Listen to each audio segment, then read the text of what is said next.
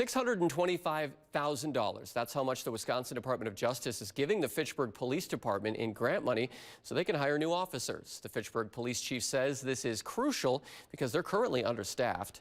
NBC 15's Marcus Arsvold shares why police say it's important they get their numbers back up. Marcus. As Fitchburg's population grows, police say so do the number of 911 calls, crimes, and traffic issues. But without the proper staff, the department is struggling to keep up. The needs and expectations of Fitchburg have outpaced our department's capacity. According to the city of Fitchburg, their population is past 34,000 people, a number Deputy Chief Matthew Leahy says is too big for their current staff. We've historically had 6 to 7 officers on any given shift. Now we only have 4.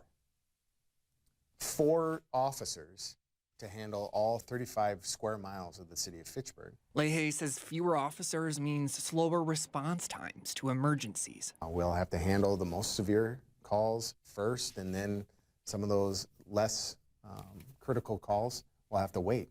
And that's not something that our community is used to. Officer Rod Rettlers worked in Fitchburg for over 26 years with the police department. He says parts of the job are hard. It's when you are an officer that's getting towards you're in the twilight of your career and you're getting towards the end of your career. Sometimes a tough thing to do is motivate oneself. But there are parts of the job that he loves. Love the variety, day to day.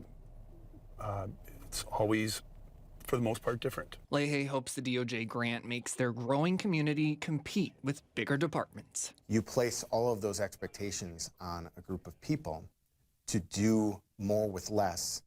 That only makes your stress and burnout of those officers even greater, and that reduces our retention possibilities because those officers could go easily to another department with more officers, with more resources, with more opportunities.